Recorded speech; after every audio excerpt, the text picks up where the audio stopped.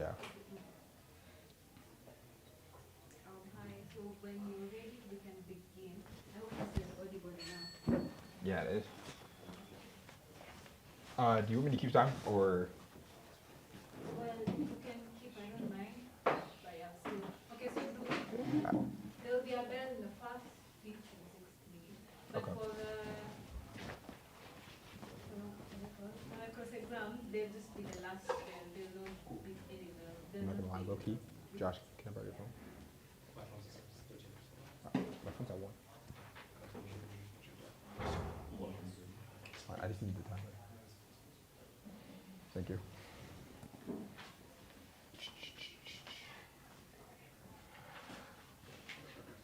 Okay, if everybody's ready, I'll begin my speech in my next word.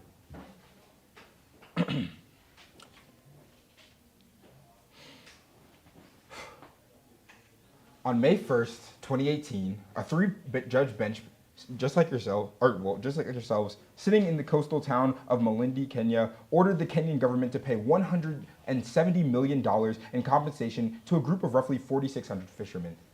These men and their families had been displaced from Manda Bay in Lamu County, a UNESCO World Heritage Site, to make way for a modern deep water port under the Lamu Port and South Sudan Ethiopia Transport Corridor, also known as LAPSE. They were not opposed to development. They asked only that the development include them. The court found that it did not. Nala Combe, writing in the Journal of Eastern African Studies, documented that fisherman's case was not one of resistance to project itself, but of attempting to secure a greater share of project's activities, to direct in ways that would include local interests. The Kenyan government appealed the ruling. The fishermen remained displaced. That is the world we are describing today. A world in which development happens to people rather than with them. For the sake of the populace, African states should change this. This is exactly why we affirm. The core principle facing many African economies are not the lack of natural resources, but rather the inefficient production and allocation of said resources. Weak institutions, corruption, political instability, and poor local integration prevent extractive industries from translating resources into wealth into broad-based development. Under our model, the major project decisions regarding land acquisition, resettlement, environmental management, and revenue sharing require approval from all three parties, being both the private, public, and community sectors, with the community sector having a mandate of 50% women. We'll get into why that's important in my partner's speech. But for now, I'll move on to my contentions. I have 3. The first you can tag as more development. Here's my claim. When communities are denied inclusion in decision-making for major development projects, they retaliate. States do not get faster growth, they get litigation, they get delays, they get sabotage, and you see political instability. Why does this matter, and what is my warrant for this? One of the largest barriers to economic development is community backlash, as we've seen time and time again within the region.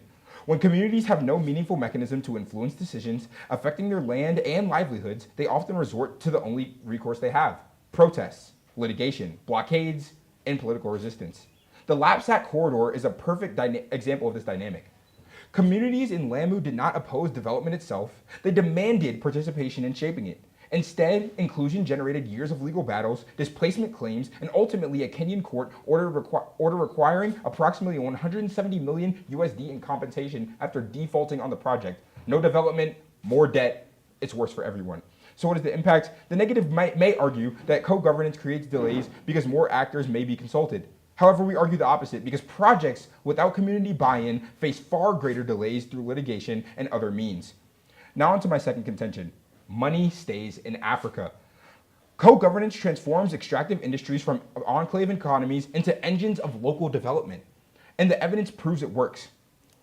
Traditional extractive arrangements are dominated by governments and multinational corporations. Resources are ripped from the earth beneath communities' feet, while profits, expertise, and economic activity flow outward to shareholder meetings in, say, London, the UK, China, Beijing, and communities are left with the crater. They are left with all the debt that comes because none of the money circulated through their communities.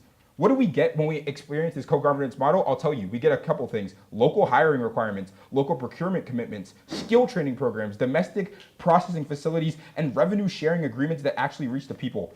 If you think I'm just lecturing, let me give you an actual case study of where this worked. A peer-reviewed study published by the National Institute of Health examined 2 major mining projects in northern Canada, MacArthur River and Diavarik. specifically to understand what governance arrangements led to successful outcomes for communities. The findings were stark. In both projects, the governments took a less prominent role in resource management, allowing indigenous communities to hold a stronger role in governance. Both communities built formal partnerships with mining companies around socioeconomic benefits and environmental monitoring. These results were not marginal, they were structural. At DIVEC, the socioeconomic monitoring agreement, negotiated because communities had governance and authority, not just consultation rights as they do in the SQO, locked in a binding local hiring commitment.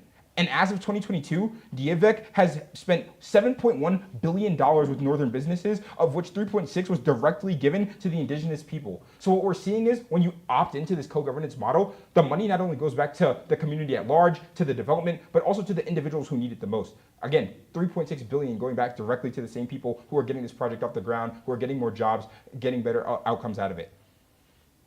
At McArthur River Mine, a tripartite community benefit trust structured as a formal partnership between the mining company, the Northern Territory government, and the local community has invested over $22 million into 170 programs across health, education, job recreation, arts, culture, and environment protections that we need. This creates economic diversification, the only route of the resource curse. Instead of functioning as a narrow pipeline government, revenue that can be siphoned by elites, co-governance makes extraction a catalyst for broader productivity. Local workers are more trained, we have individuals making their own sustainable income, and we see it directly contributing to more developmental projects while maintaining the safeguards for these individuals because we're putting them on boards, we're giving them rights to vote, we're giving them rights to influence what really matters. Now on to my third and final contention as I wrap up, sustainability. This happens through two ways: decreased corruption and increased investors.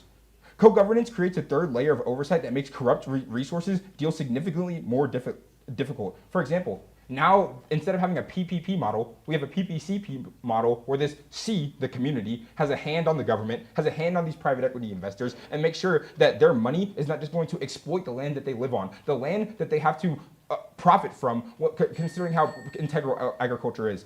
Recognizing that we're giving these individuals this freedom is not only good for the development of the community, but also the people at large. And for those reasons, we uphold this developmental justice that we want to seek, and I'm so proud to propose.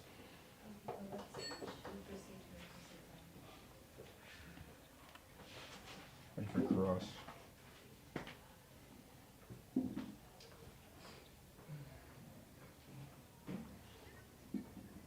I would like to start by asking you, in what capacity does a community affect a community which basically has little to no financial resources and political power to influence a government into succeeding to whatever demands that the community has? Well, so I do agree that in your world, they have no political influence. However, we're deviating from what exists currently. We're giving them a seat on a board. We look at this as like a thirds voting right share with private interests. Then we see public, and now we have the community. So now they actually do have the influence to make changes that they want to see. On that note, I would then stress, in what capacity would this organization, this co-governance, be able to act concussively given the fact that there are competing interests within the status quo, and who gets the formal authority on exactly what should be done, and how generally does the co-governance work in general, the model upon which it's built? Yeah. So I kind of like briefly outlined this, but I say it's a PPCP, which essentially is just public-private community partnership. What does that look like? Now we say we have a board, say board from the investment group for the private. We have a board like or elected officials like from the public government. Then we also have these individuals who are now holding them accountable with the community, amongst the community of those appointed members, say whatever the official voting status is, like now say like ranked choice voting for those specific officials. Now you have like a third, and a third here. Obviously, you have to, those individuals have voting power. You can't just make decisions without their input. It's simple. Thank you very much. Yeah.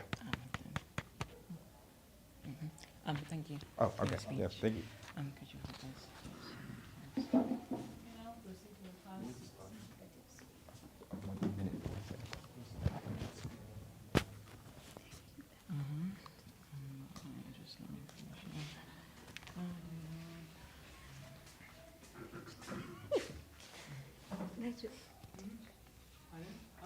To be moving at the same time. You can.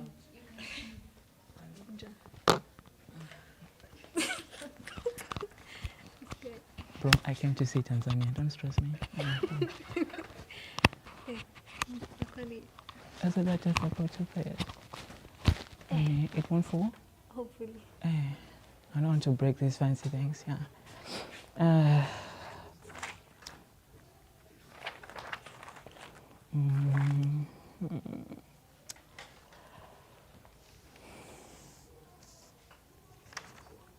Accountability, stretch the case study, this is rebuttals, and then, okay, I will begin my speech in 3, 2, and 1. Panel, the first thing that I would like to stress is that for this particular motion, opposition side actually acknowledges the problems that are existing within the underlying status quo, and thus we offer an alternative that's actually been working, governmental restructure. How does this work? We acknowledge the power of communities in order to make their own decisions over resources. However, in order for them to get those legitimate concerns that they may have before to the government, the issue lies within restructuring how government itself works. For example, we usually have MPs, and MPs have proven to be rather quite ineffective in dealing with this particular problem. And thus the best way to tackle it is to form a specific criteria for MP selection. This would include how many benefits that the society has actually gotten from the land or resources that it actually has, the social structure or justice that's been delivered, and the promises, and the total development and respect that those particular communities have gotten from their respected MPs. Should this not be respected, voters can simply not vote, because ultimately you realize that when you don't actually go out to vote, these governments get terrified because they now realize that we do not have the legitimacy, because with no votes, you have no legitimacy. And thus MPs are more likely to concede because they want to hold their seat. So we're trying to create a way in which government is more accountable. So how do we do this? We're not saying that communities should not be able to contribute. No, in fact, they should be at the table. However, their effect within government actually lies in working with government, not against it, because proposition side frames it as if it's a government versus people issue, but it leaves another party who they really haven't considered, which is the private investor, who, to be honest, can lobby each of these individuals alone. So ultimately, you want to factor in exactly what kind of situation that government and, of course, the community can work together to do this. So how is it that we're going to be going about this issue? The first line we'd like to address, is accountability.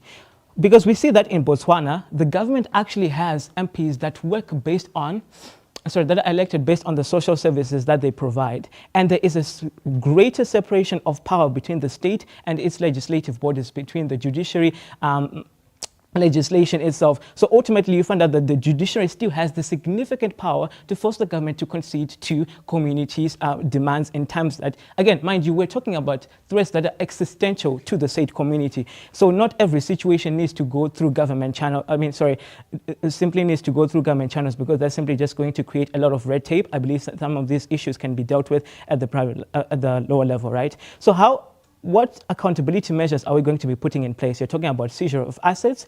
Burkina Faso has actually implemented this. This is in a way to deal with the private investors who might not who might not respect the laws of that particular community. For example, if they don't want any toxic dumping, you can seize those properties, and that makes these individuals more likely to concede to community demands, as well as impeachment and trial and punishment. I know that this is a very complex thing, but again, it has worked in Botswana, because ultimately they use what we call public defamation by throwing out the transparency of how many votes someone actually won and what actual social incentives have been delivered, and that is actually very transparent and public. And ultimately, because of the public defamation, the individual in power is forced to concede authority. And you also have to guarantee, in our side of the house, government is actually going to be guaranteeing social services for people before they even come to their land. They must enter into a legally binding agreement with said community and grant them specific legally mandated benefits that they want. For example, there's going to be training, obviously,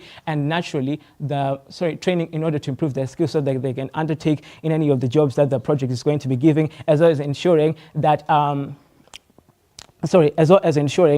contracts are only contracts, if breached by the government, it will have to pay compensation. And we also have channels in order to mitigate differences between the government and a community through independent bodies, which can ultimately come to an agreement of what should be, which party should concede what and exactly how much. So you're talking about compensation. If it's the removal of a specific people from a location that they want to build a dam, you're going to be implementing what? Compensation for land. But the government needs to make sure that they already have the land and the buildings intact, just to make sure that it is foreseeable. Now, the issue that I get from side proposition is that the case study that they mentioned actually proves that it's not necessarily that government cannot do this, but rather the structural weaknesses of state government. And that's the original plan, rather the best plan forward, is to actually prove that communities and governments can work together, because ultimately what they're arguing for is a government versus people situation. And ultimately you have to consider that even within your core governance, you still need that state government in order to actually do anything, because investors cannot simply come into a country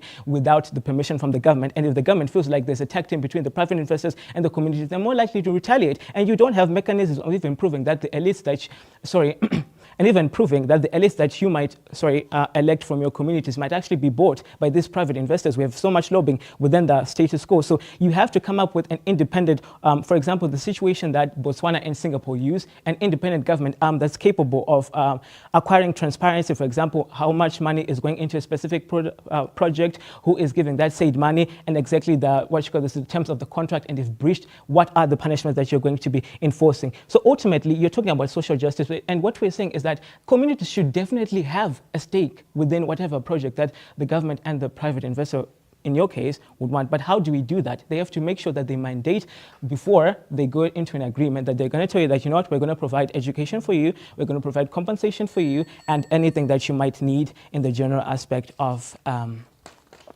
this motion. Thank you. Forgive me for my poor vocabulary. Yes. But oh my goodness, I completely forgot. Yes, shoot.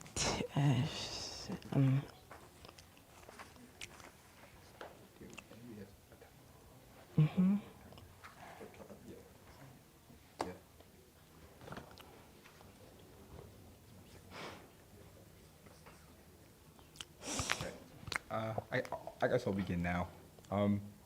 So my first question is, do you believe that like the entirety, and when I say entirety, I mean all, even the majority of individuals are like corrupt like within these governments? So like that's Everyone is corrupt. So you can account for the corruption of every Yes. single individual in the government. We can, and it's been proven. Okay. Sure. So let's even if we bought this line of argumentation, like, and we walk with this, right? Are you saying that every individual is just like, is never going to like want to uphold any governmental system? I'm sorry. People are different. Pardon? So let me rephrase. Yes. Your main critique of our case is that government and people are working in opposition to one another, despite us trying to uphold co-governance. I'm saying, are you maintaining that there like individuals will never want to like coalesce with their government in a way that was like beneficial for the community? I believe so, because ultimately what you talked about, when communities seize their resources, ultimately for their benefit, government's decision is not simply just we want to take these resources because you don't deserve them, but everything that exists within the state is generally for the benefit of everyone. But we're also acknowledging the fact that whilst you're going to get some benefits, the state must also cater for everyone else around the country, because ultimately national interest takes precedence. Because if the state fails, that community is also bound to fail, because ultimately government and people have to work in hand in order to produce the viable deliverables that they need to actually prosper. So ultimately, yeah. So again, you seem to believe that corruption is a big problem, and I think some of the channels that you think can mitigate it are things like the courts as well. Is that not also a governmental entity? Yes, and I actually acknowledge that. However, the situation is following Botswana's lead. Stronger separation of powers, especially in case of what government has bodies, right? Yeah. You have the legislation, the judiciary, and all that kind of stuff, right? But then the issue with African states is that these bodies are actively too weak, and the head of the government, which is obviously the president, usually has insurmountable control over them. But then Botswana's this manner of leadership is rather quite different, in which the court can actually strike down mandates from the head of the government itself in order to cater for the needs of state community. And so I'm guessing sort of the reason why you're saying this is also important is because you ultimately want to get to development. Development will come on both sides of our houses, definitely. The only issue is that it's going to be difficult on your particular case because you are pitting government against people in a way that would complicate the growth. We're getting a bit ahead of ourselves, but you would say that like development is then maybe this is too much to say, the single most important thing in this debate then?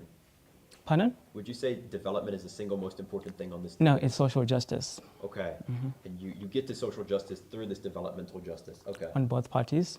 okay, that's fine. Is that okay? Okay. So I really want to like touch back on this enforcement mechanism real quick. So you say you're following Botswana's lead, but ultimately your enforcement mechanism is the courts, correct? So are you making some like now independent body that's going to be able to reach across every African state so that they can follow Botswana's lead? The issue is when it comes Well, to... I think that's just like a Pardon? yes or no question. Now, I will have to answer that in full respect, sorry. Because ultimately, what you're asking is, can a state be able to create an independent body that is capable of making decisions without necessarily conceding to what the government demands, right? And the Botswana situation, as I've proven it, is that actually true, because ultimately, the judiciary can still... Sure. Yes. That's sufficient. But I think we can both agree that that's like unique to one situation. Let's talk about like this. Let's talk about like Tanzania, right? That we're in right now. So like with the court of like human rights, right? Do you know what percentage of those cases are like actually like acted like the policy that comes through those cases? Do you know what percentage is actually done? Sir, I think I've already outlined the issue. The courts within Africa already have a problem. So the issue is in restructuring these courts, restructuring these legal bodies. Okay, thank you.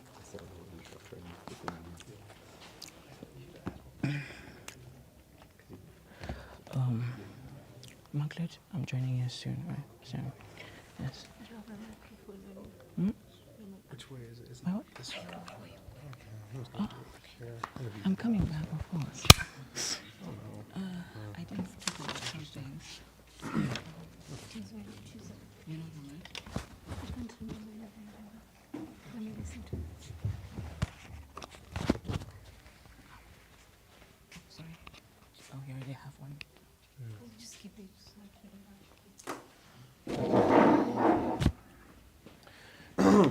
I'll begin on my first word.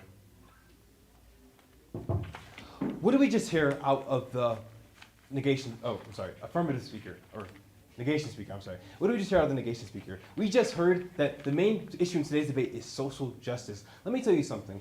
As I'm understanding this debate clearly, in our side of the house, we're quite directly giving people a voice in government, yet they're telling us that they're trying to solve for social justice by not giving people voices in government. I don't see how this makes sense, but because they're choosing to frame it through this lens of social justice and fairness and equity, I'm going to have to say that as it stands currently, we are already winning this debate, right? But let's not stop there. I think we need to explain very clearly what's happening in today's debate, and I just want to make some space for some arguments and explain what we're doing on our side of the house to make sure that we're actually making development not just better, but more sustainable and including everyone so that everyone can partake in the benefits of this development, right? So just off the bat, right, we recognize a couple of things, right? We've already shown you that co-governance produces growth, more local value, and cleaner governance, right? Now we show you that our current model does to the most vulnerable people in these communities. And what we show you that this motion specifically has the power to undo one of the oldest structural harms of this continent, right? So my consideration for you is going to be environmental protection, right? Here's what I want you to recognize. Without community governments, extractive projects turn African land into sacrifice zones, right? Permanently destroyed territories where people are designated acceptable losses. Co-governance is the only structural mechanism that forces environmental accountability at the source, right? Now, here, what is a sacrifice zone? A sacrifice zone is a geographic area permanently altered by environmental destruction, typically through mining, oil extraction, or industrial land conversion, where the people who live there have no power to stop it. A 22 United Nations report found that millions of people globally live inside pollution sacrifice zones, concentrated around heavy industry and mining. The disproportionate burden falls on communities already experiencing systemic marginalization, right? In Africa, this is not abstract. The Niger Delta has been systemically destroyed by decades of oil extraction. The communities in the DRC live next to cobalt and coltan mines that poison water supplies. Coal mining communities in South Africa face documented cases where displacement, water contamination, and air pollution destroy health, livelihoods, and social life, right? These are not accidents. They are the predictable outcomes of a governance model in which those who bear the environmental costs have zero authority over the decisions that create them, right? Now, here's the thing, right? I wanted to be clear what we're trying to get at and the impact we're getting at in today's debate. When we're talking about our co-governance model, recognize what we're saying is happening. We're saying that when you include the community in these models that actually have a voice in government, what's going to be happening is that they're going to be advocating on behalf of these harms, these environmental harms that uniquely harm these communities. We recognize that by being able to have a voice in government, but they're going to not only be able to take part in the pot of money and also profits that are being created in this project, but they're also going to be able to advocate for better environmental standards that are not being currently advocated for in the status quo, right? Which is the government or the negation side of this debate, right? Now, getting into some refutation, because I think there's a couple of things on their side that I'm not getting at this as it stands currently, and I don't know if we will get towards the end of this debate, right? A couple things I want to make it clear, right? They talk a lot about how they want to have governmental restructuring, right? Here's the thing I want to say. I do not necessarily understand what this means as it stands currently, right? All I'm hearing simply is that there, as my partner pointed out in this cross, is going to be something along the lines of an independent authority that somehow has control over, I don't know, the entirety of Africa, right? Well, let me tell you something. We were at the African Court for Human and People's Rights yesterday, right? You know what they said about their jurisdictions? They give many jurisdictions every session. They give many jurisdictions, right, about what the state of human rights in Africa. They said that only less than 10% of these jurisdictions are actually recognized as it stands currently because governments simply don't feel compelled to listen to these jurisdictions, right? Mind you, these jurisdictions are for the betterment of the people in Africa. We recognize that governments, being the composed of the same people they are still prone to just not listening, right? Mind you, they talk a shit ton of a lot about corruption on their side of the house. They don't actually solve for it in their case. And if you actually think about it, corruption not only is more prolific in this case, is also just the status quo, right? So we're talking about government restructuring and separating the powers. They don't tell you how they actually intend to root out the corrupt people in government. All they say to you is that wants to make the courts more separating, wants to do this, wants to do that. No explanation of what that actually looks like on the ground. All I'm getting essentially is that it's still very prone to corruption for bribing for the judges, or if they're relying on the courts to just be bought essentially by people that have the money to do so, right? Or just the government itself,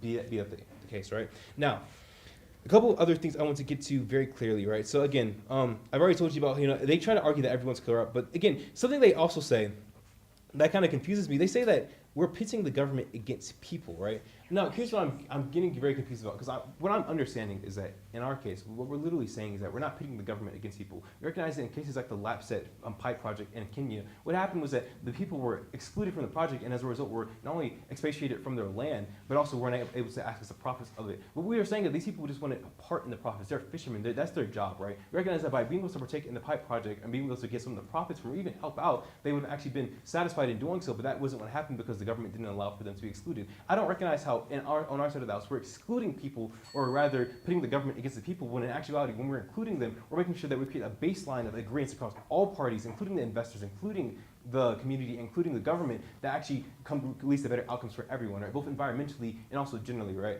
So, just closing out, and I'm telling you again why we win today's debate, right? I just want to make it very clear what we're saying on our side of the house. We're saying that by creating these co-governance bodies, we're quite literally solving for the social justice that we talk about, right? By literally giving these people a voice in government, by giving them an opportunity to elect people locally to represent themselves in such a way where these extraction projects are no longer just extraction enclaves, but rather in projects that help the community. We're seeing that this is quite literally one of the easiest and most effective ways to develop the continent in all states on this continent. And I'll use the rest of my time. Yeah, I'm done. Ready for cost. Okay. That was a lot. You talk an awful lot about community involvement within the decision-making process in order to benefit said community in delivering of social services. But I ask you, considering that you've been critiquing our point on corruption, who is to stop the seizure of the community seat, given that, as you well acknowledged, the government and the investors have a lot of money, and as you've already acknowledged, that does play a good part in how many of these systems are structured? So I think two things I'll say to that. Number one, recognize what's happening in our side of the house. We're saying that we're trying to, in our model, we clearly say, I'll just read it out for you now, right? When we're talking with your community representatives, we're talking about essentially people that are elected or selected through transparent local process, right? Transparent being the key word here, because what we're getting essentially is that we're trying to make sure that for each affected community, they're effectively choosing people that can represent their interests in the government, right? Secondarily, what I'm also getting at is I think in our side of the house, we recognize that you guys are actually more prone to corruption because of the amount of people that are at hand, right? People that are already prone to corruption, we recognize that the courts, the freaking government officials, we already see this is already happening. We don't see it being as likely happening in our side of the house because we're talking these locally elected representatives. What we see happening is that they're less likely to defer or try to go away from what the community wants for them because they recognize the hierarchy that's been placed and set. You don't see them deferring from this hierarchy as often as it would be in your side of the house, where the government officials have no actual care for the people living in their constituencies. You did listen to our criteria for MP selection, correct? Okay, well, if you like to restate it, 'cause I heard okay. trained more transparent processes for that as well. That was the goal, correct? Okay. Studying how the government will be required by law to give incentives. Okay, so another question is that in core governance, you are under the impression that the community does have equal power to simply stop government from seizing their land, given that they have jurisdiction over that land, correct? That's not necessarily where we're getting at, but sure. No. If not, okay, then I ask you this: who is to stop government from seizing land? Because ultimately, you talk about how core governance is coordinated leadership across these three bodies, but then I ask you, who is to be accountable for those said parties, considering that in many cases, communities simply just lack the power to enforce whatever it is that they want on these governments? Is your question, what if the government just breaks the laws? Yes, I'm asking basically that. At this point, this isn't even a debate then, because all the institutional mechanisms you talk about can just be washed away. I don't think you're understanding. You are supposed to prove accountability Anyway, and power. I actually think it's better anyway, because in our model, we have more checks and balances, and we have those who have. Which checks and balances? Which checks and balances is the question? Okay, I'll answer your question two ways. Yes. Number one, the checks and balances are the people itself. We recognize, I'm talking about this deferential hierarchy that we see happening. We're seeing local representatives are not going to break away from that hierarchy to just promote their own interests, i.e. they're not less likely to be corrupt. Secondarily, we're talking about the benefits of this. What we're seeing happening is that we're seeing a baseline of agreements, even if the government's like, we're gonna take your land regardless, which is the worst case scenario. What we see happening is that there's still much more likely that in the current world, the government may just take the land and do not give them anything, no profit, no participation, no nothing. We're seeing that in our world, the communities have at least a baseline to try to buy in for participation in these projects to get profit, to get training, get regulation, education, so on and so forth. Okay, I think this will be my last thing. I think it's just an acknowledgement that many of the cases that you've put out, the incentives that governments are legally supposed to give their people, training, all that kind of stuff has been mentioned. My only question was, how do you hold government accountable? That's the issue that I'm simply not trying to get, because there's a difference between simply saying, we will hold you accountable, and trying to understate the realities of African governance, which is why I believe structural reformation of governments, but I think I'm wasting too much of your time. I mean, yeah, you're like right over time, actually. Yes, my apologies for that. I mean, here's what I'll say. I think my partner will get to that in his speech. Okay.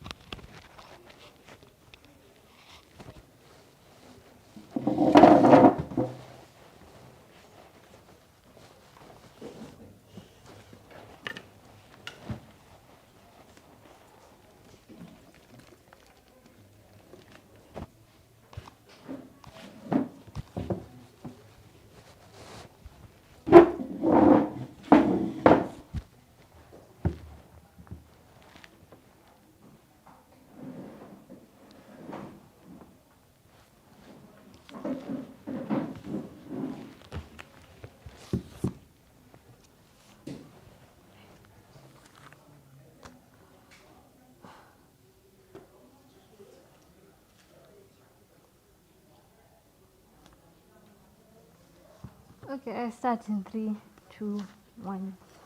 We are against co-governance because we don't see the need to have governance in a world where we can still achieve the same and even more benefits for a greater number of people on our side of the world.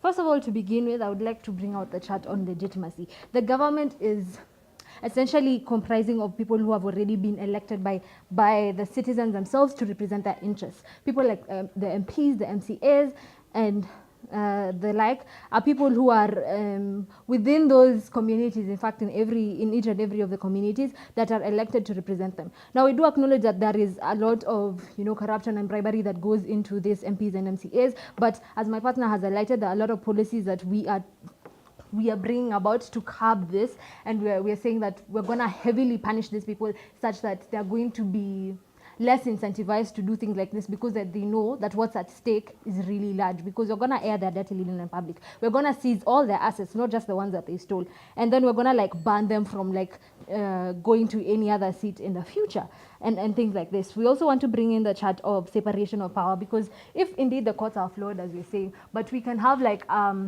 a legal framework where we have the separation of power such that the courts can be able to make a decision without the influence of the government, and this is the world that we're trying to champion for. So on that note, it counters the whole chart on corruption and stuff like that.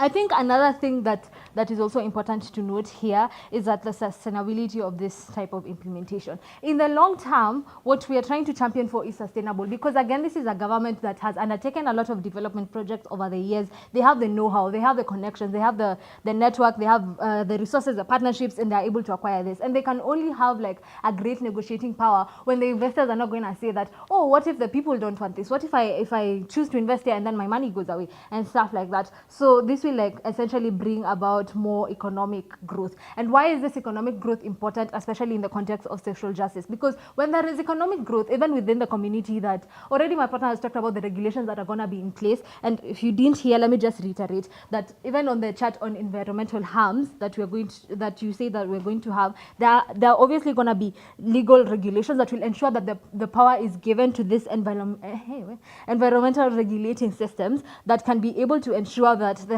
harms that come from here will not be had, because before they undertake any project, they have to show their blueprint, their map, and how they're going to curb all this environmental and social harms that are going to be there, right? And so, what did I say?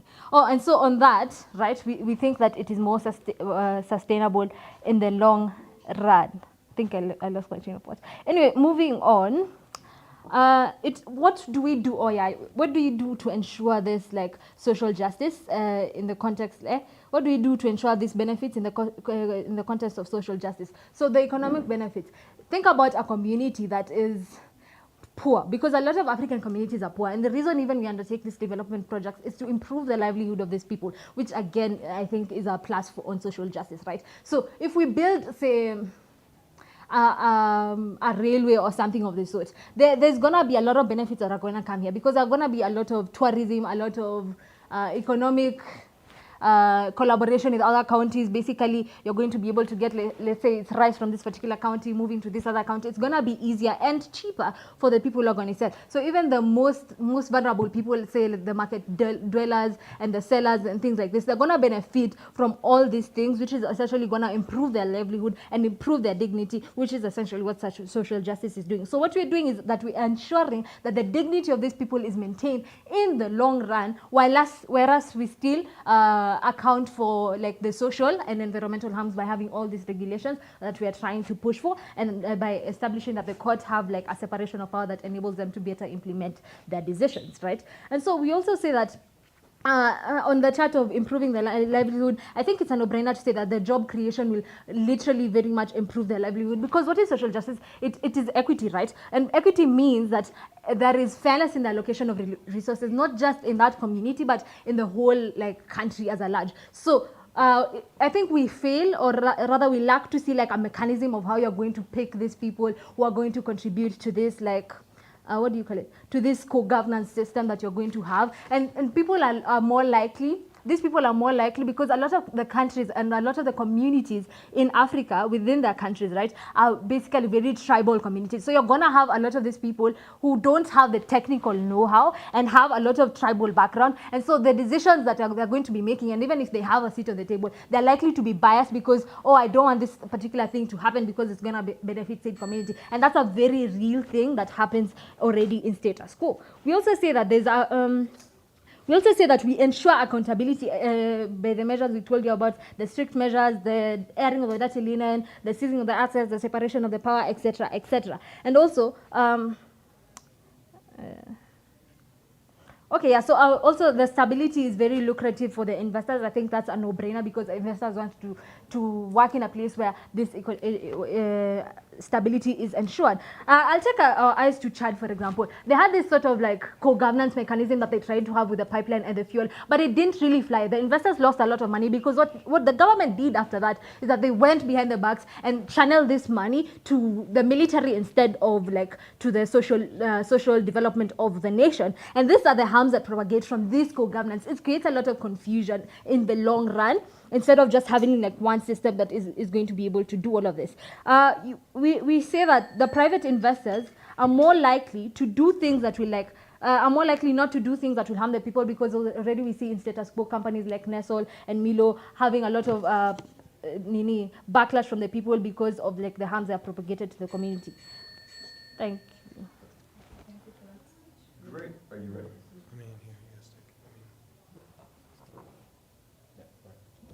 Just move forward. You don't want the mic? No, I'll project if need be. That's what we'll do. All right, we'll begin in 3, 2, 1. Well, thank you for the economic lesson there. I think you just finished by telling us that jobs mean better outcomes for the people. Is this correct? Mm-hmm. Okay, and that like jobs are beneficial because of all these sort of downstream effects that we get as well. And I think you listed out a number of impacts. So I do have a question. If we can show that we create more jobs and more economic activity on our side, do we win the debate? No. Why is that then? What other Because things how are do more you important? ensure social justice for all the people and not just the communities? Fascinating. If we could then show that we're also able to redistribute to those people as well, would that maybe be an important factor? Ask the judge. Wonderful. All right, you can ask your question. Okay, so going on to your point concerning MPs, I just want to make it clear. You're saying that in your model, they're going to be less incentivized to be corrupt because they're going to be removed from government or something, right? There are a lot of mechanisms as to how we are going to curb this corruption. Can you like give me some of the mechanisms? Because I'm not really understanding how it's working so as the it stands currently. mechanisms are including the separation of power such that the courts have high power over the government and are able to implement this like all the other measures that we talk about. And also we have the airing of the dirty linen and the seizure of assets that we're talking about as well. So I think a big thing, you're talking about the courts, right? Like what does separation of power for the courts actually look like? Okay, it looks like the courts not being influenced by the government. How do you ensure that? We ensure that separation of power through just like legal mechanisms and being stringent. Okay. I'm a bit confused. You keep mentioning these legal mechanisms, but your partner just said that like the government sometimes just chooses to ignore these and just breaks the law. So how is it that you can say on our side the government will just break the law and not care, but on your side they somehow care about these legal mechanisms? There's this sort of like asymmetry here, and could you please explain it to me? I don't get your question. I think I can ask it more plainly. Yeah, so your partner came up here and said that like the government will just find ways to break the law. Did you ask my partner the question? I did, yes. Did you And so, answer adequately? Asked and answered. oh, okay. So you want me to? Okay, I'll ask you a question. Straight up? Okay, fine. Do you think it's likely that the government is just going to find workarounds to break the law? Likely. Yes, if we don't have these mechanisms, but we do. So. But your government. But the government in question that you're saying yes is likely is your mechanism. So if you think that it's likely, they're just going to Our start mechanism the law. in separation of power, and it's like very important that you understand that the courts will have think that's higher sufficient. authority to be able to implement all the other mechanisms that we try and give.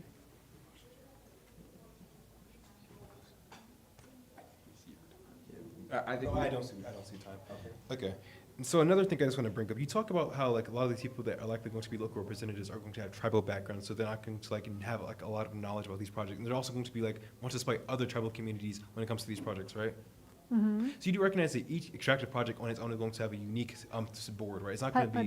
Pardon. You recognize that. So recognize what that means. I'm just going to say it plainly. What that means is that for each extractive project, it's going to be an independent board based on that specific community, right? There's unlikely to be multiple communities involved. No more than 3 probably realistically at times. It's not going to be like 20 communities. No match projects, just one by one. You recognize that, right? Mm-hmm. So I guess you lose solvency on that point. Okay, and that makes sense. Last question. I don't know if I've heard it here. Can you cite us a single statistic? A single? Yes. statistic. Yes, I think the example about how Chad tried to implement that's not a statistic. A statistic would be like X% happened here according to X. So I one think my statistic- partner also mentioned about Burkina Faso, Singapore, and what was the other I one? never use statistics, but thank you there. That's sufficient.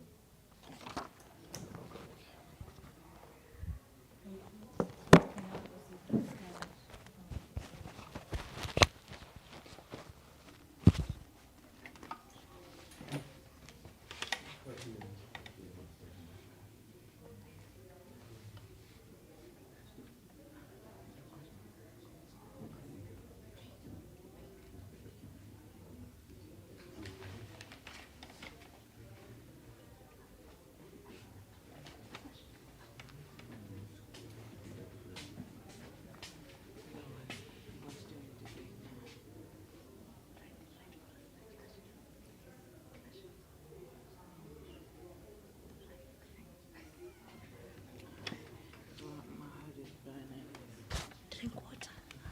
I'm drinking water and drinking water and drinking water. Question, but I don't know if she'll be able to write it down.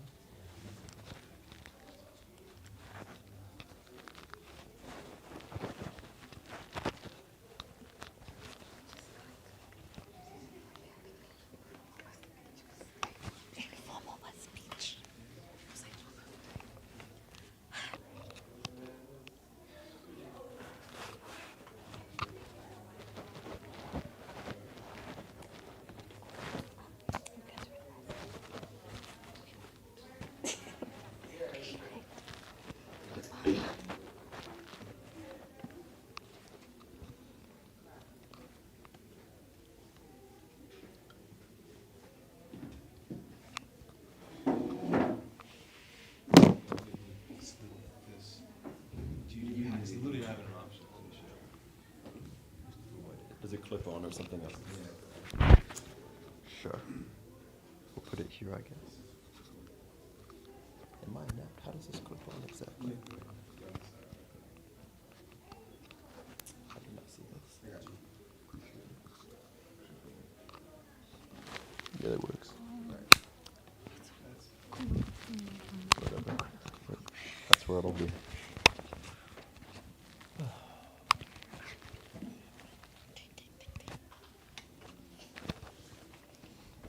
We'll begin in 3, 2, 1. This is probably the most clear-cut debate of the day I've had, and the reason for it is simple. Worked in Botswana. That is what the entirety of their motto has been. It worked in one country in Africa, therefore it'll work for all the others. And even when they do give a different country, they tell us about Singapore. What are we doing here? None of their examples are like pertinent to the round, and they didn't give a single statistic. Like generally, I think we could end the debate off of that because it's clear one side has done research and the other is just simply conjecture. What then is their second strategic failure? Well, they tell us that we have government restructure. We're going to have separation of power, institutional mechanisms, the court, channels to mitigation, transparency, legal regulation. But then what do they tell us? The government might just break the law. At the point that we're arguing this, what are you even talking about? Because at the very worst, we're just awash because the government will be breaking the law regardless. And so none of the institutional mechanisms you bring up can even be used as an argument against us. But here's why it's actually worse on your side. Your side of the house relies on the government more. Corruption is starting with the government in your world, and you only entrench how much we rely on them. We bring in a secondary actor now, the community, who now gets a say in government. And so when you're like, can the community be affected as well? Yes, but we already know the government's corrupt in your world, and you're just giving them even more power. Now, why is it again? What's their third strategic failure? Never in a round have they ever gone against another team who completely doesn't respond to anything we say. We had 5 contentions, 5, and they didn't respond to any of them.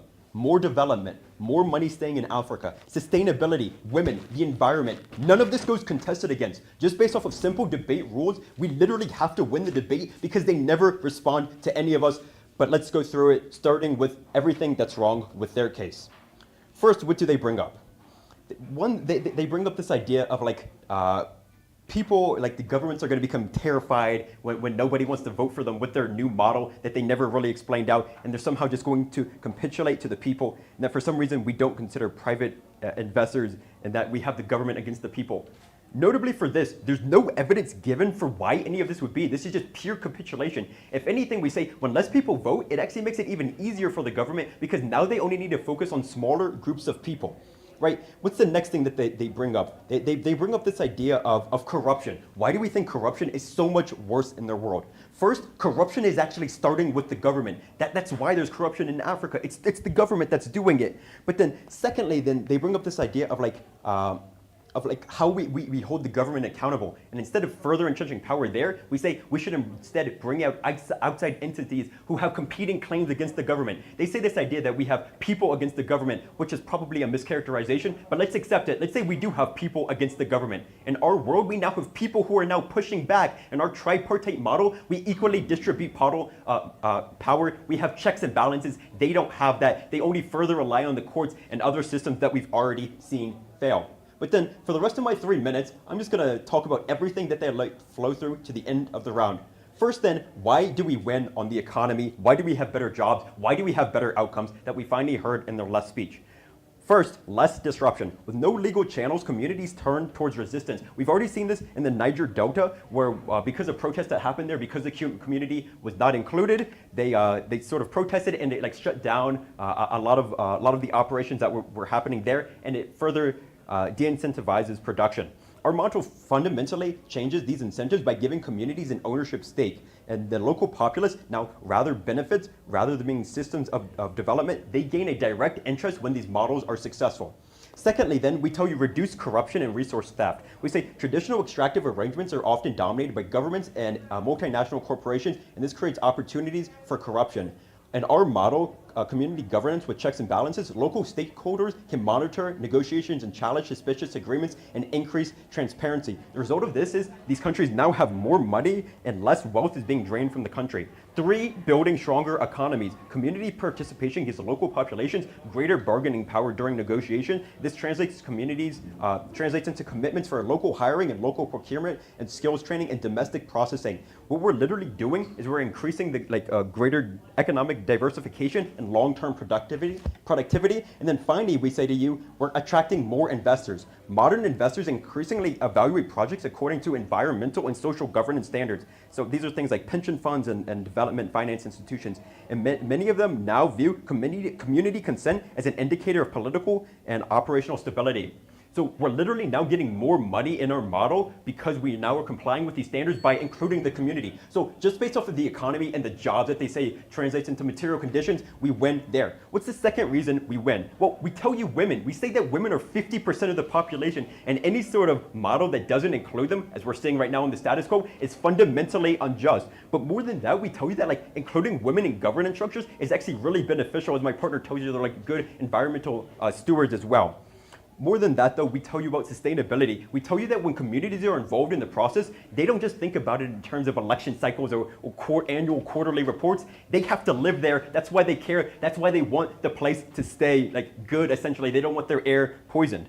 But then finally, we tell you about this idea of the environment, which we think builds off of this. We say that communities have the local knowledge to know how to take care of the environment they're in, and when they get to directly vote on what's happening there, that we have much better outcomes. It's for all these reasons. It's so obvious that it must be a sweep over here.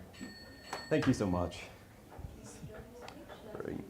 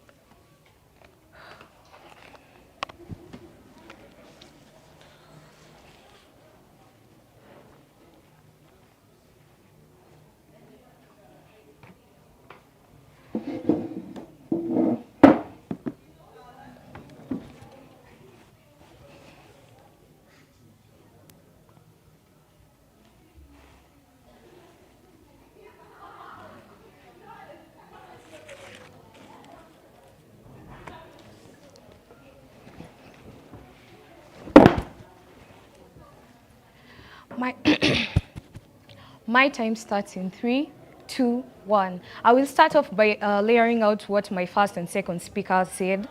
Then I'll move to the main clashes of this debate. My first speaker came here and mentioned that the government restructure in the sense that the people the people who vie for these seats follow the requirements that will be created for them to ultimately qualify to attain the seats. This will actually improve the partnership between the community and the government, which ensures social justice. The leaders in the government should also be elected by the people according to this. To social services they provide, and the leaders in the government should also be elected by the people according to the social services they provide. And if the leaders in the government do not adhere to this requirement, that was set, they will be impeached for, we said that they will be impeached and their assets will be seized. We gave an example of Botswana, a country in Africa that is already implementing this and it's working. We also mentioned that about the benefits that will come from our side of the house. So number one, economic growth. The government already have the know-how of how to implement these projects because they have implemented much more projects before. It also improves their livelihood, or it also improves the livelihood of the people. That was said by my second speaker. The livelihood of the people in the community economically through job creations. We also mentioned about the sustainability aspect, where the government already put in place requirements that ensure sustainability, and this actually brings more investors to the country. Which actually fastens the projects.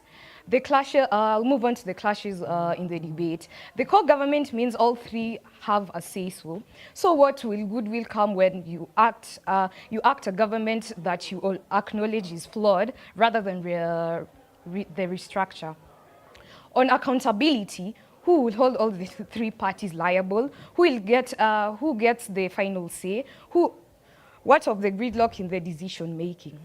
Still on accountability, on our side of the house, we ensure this by restructuring the government with through restructuring of power and seizure of assets that ensures accountability through equality and equity. Through this, we ensure social justice to the people. I rest my case.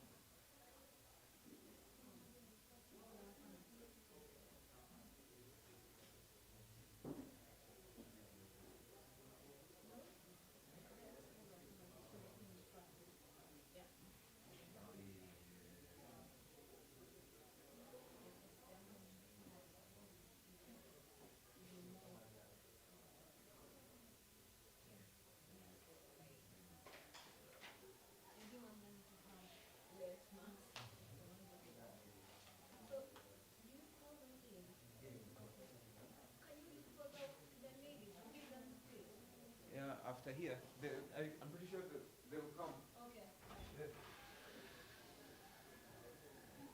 Can we get the feedback?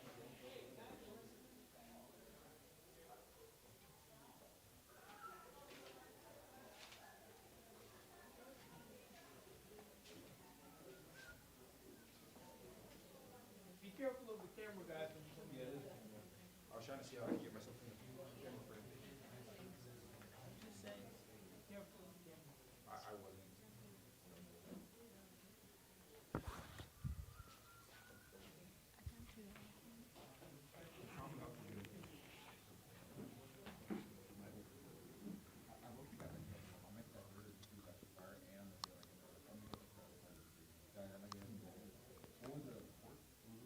Okay, what's that? Okay.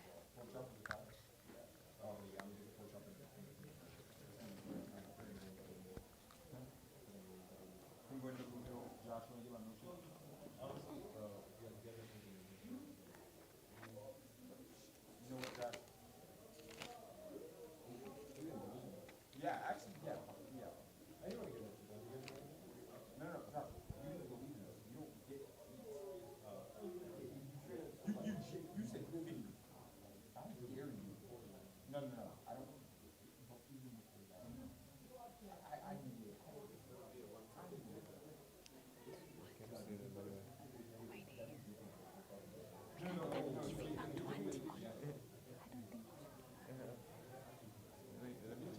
Okay.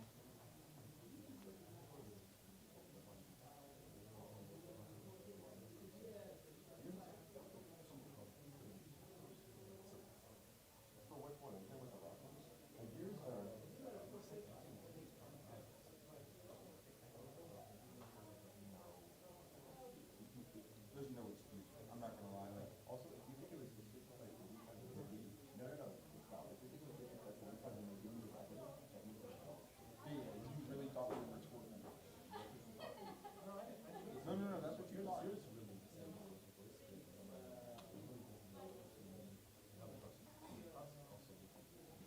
Is Nigel coming? So I just gave the feedback. That's not a representation of. So I just start. I start. Oh, hi everyone. So would you like the call or the feedback first? I think the call first and then feedback after. Okay. So which side? Side affirmative one. Yeah. So on feedback, so general feedback is that I feel like there was a lot of misunderstanding in this debate and a lot of, I don't know, dwelling on issues that weren't really what the debate is about. I don't know if that makes any sense. So yeah, I feel like there was a lot of back and forth, misunderstanding, going back over, like revisiting the same thing over and over again, and that it was bringing a lot of misunderstanding. Just general feedback on the debate. Yeah, because also on my part, it was taking a lot of time for me to understand some things. I'd get things that the first speaker said. By the time the third speaker is speaking is when I'm getting some things. So there are a lot. Yeah, also, I feel like there were a lot of gaps that were left in your, let me say, there's no mechanization. So there were a lot of gaps. And that's why I'm saying, like, the first speaker, for example, would say something, then I'd get it I'd get it from the third speaker or second speaker, yeah. So that's general feedback. And also the first speakers, there was no, what framework? There was, what are we working with here? Yeah, so for the first speakers, none of the first speakers gave me a framework. So it was a bit hard because I had to pick the framework from the other speakers moving forward. Or there was a bit of framework from both sides, but it was still insufficient framework, and I feel like that's what brought a lot of misunderstanding along the way. Yeah, that's general feedback. If you want personal feedback, you can come for personal feedback. Okay.